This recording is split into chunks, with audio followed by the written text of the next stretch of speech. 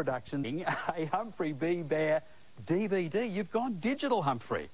Oh, yeah, you can do all that sort of stuff. You would have seen all the changes in television. Did you start out in black and white? Yeah, yes, but then, look at this. Glorious colour. That's the Humphrey B. Bear we know today. He is our favourite bear. Oh, thanks, Humphrey. What a funny old fellow is Humphrey. He gets in all manner of strife. He lives a very exciting life, and honey's his favourite bear. Humphrey's been a regular on Australian television screens for nearly 40 years. And for a kid's favourite with a slight paunch, this is one bear who maintained a very active lifestyle.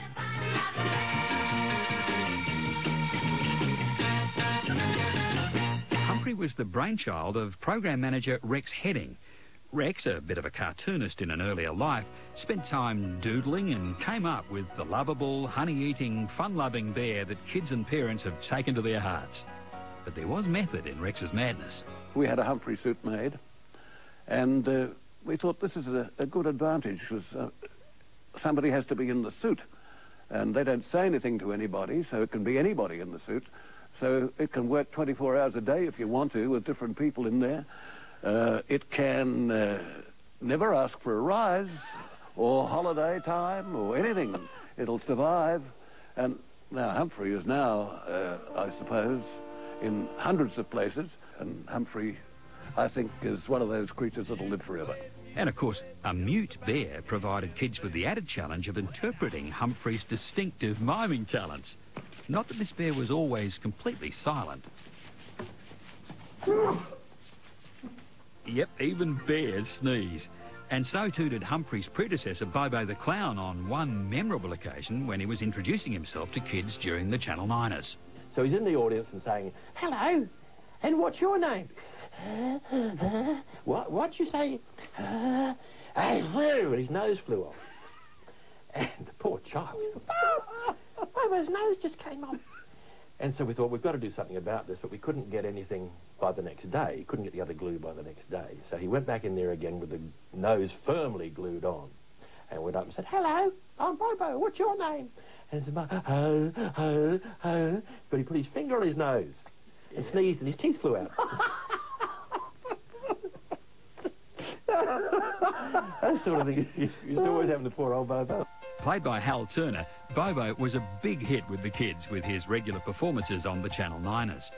In the very early days of television, Bobo's personal appearances in country South Australia were events in themselves, as publicity photographer Barry Olsen remembers well. Huge crowds, yeah, and one particular day, Bobo got a little bouquet, and I went into Hal to see if he was ready. He said he wasn't, and he was really sad, and he was down. I said, "What's wrong, Hal?" He said, "I don't think I can do it. I can't go out." I said, "But how?" I said, "Those people, those children, everybody's out there.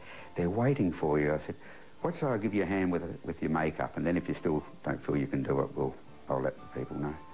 So he got halfway through his makeup, his face lit up, and he was Bobo the Clown again, and it was just so fantastic to watch. And he went out, and he thrilled them all. They reckon this visit to Port Lincoln in the early 60s drew a crowd 3 times bigger than the one that had turned out to welcome Queen Elizabeth II. Yep, Bobo was royalty. And over the years, a clown, a bear and a chimp have worked their way into the hearts of many a youngster. Meet Chico, a star with a short and rather dramatic television career. This is where Chico lived with his trainer, Merv King, the Wellington Hotel on the square. So every afternoon for months, he'd head off just a short walk up to Channel 9 to meet his fellow celebrities, Pam Weston and Ian Fairweather. The promotional opportunities for Channel 9ers were enormous, of course. But working with Chico, he was just a touch temperamental. Chico was always a bit hard to handle. His handler had to be with him the whole time. You couldn't just walk up to him and pick him up and hang on to him and say, "G'day, Chico, how you going?" The handler had to be there. And a couple of times I remember Chico getting a little bit nasty, and you think, "Oh, no, I've got to stay away from him." He'd bare his teeth and think, this is not on. And I believe he did actually have a go at some of the people in the studio. All this was compounded by the fact that Chico, who wasn't toilet trained, could climb and occasionally reach the lighting grid, which might make life very interesting for the audience below.